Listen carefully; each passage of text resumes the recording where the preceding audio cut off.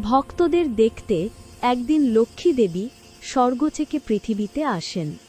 ব্রাহ্মণের বাড়িতে গেলেন। তিনি অবাক হয়ে গেলেন। তিনি দেখলেন যে ব্রাহ্মণের স্ত্রী অলসের মতো ঘুমোচ্ছে। তিনি দুঃখিত হয়ে চণ্ডালিনীর বাড়িতে গেলে তিনি দেখতে পেলেন চণ্ডালিনী সুন্দর করে পুজো করছেন। তিনি আনন্দ হয়ে তার কাছে পুজো নিচ্ছেন। সেই সময় বলরামদের রাস্তা দিয়ে যাওয়ার সময় লক্ষ্মী দেবী চণ্ডালিনীর হাত থেকে পুজো নিচ্ছিলেন দেখে তিনি রেগে কৃষ্ণের কাছে গেলেন। বললেন, ভাই, দেবী লক্ষ্মী চণ্ডালিনীর হাতে পুজো নিচ্ছে আমি দেখে এলাম।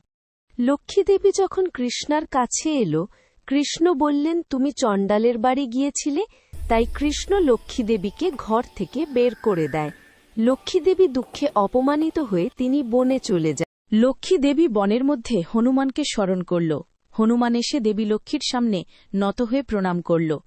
দেবী লক্ষ্মী বললেন, তুমি রাত্রে জগন্নাথের প্রাসাদে গিয়ে সেখানে সমস্ত ধরনের খাদ্য খেয়ে নেবে এবং সমস্ত রত্ন, সোনা, দানা ও জগন্নাথ ও বলরামকে মেঝেতে রেখে বিছানা নিয়ে চলে আসবে। কথামতো হনুমান উড়ে চলে গেল। পৌঁছল জগন্নাথের প্রাসাদে, সমস্ত খাবার খেয়ে নিলেন এবং রত্ন, সোনা, দানা ও জগন্নাথ ও বলরামকে নিচে মেঝেতে রেখে বিছানা নিয়ে উড়ে গেল।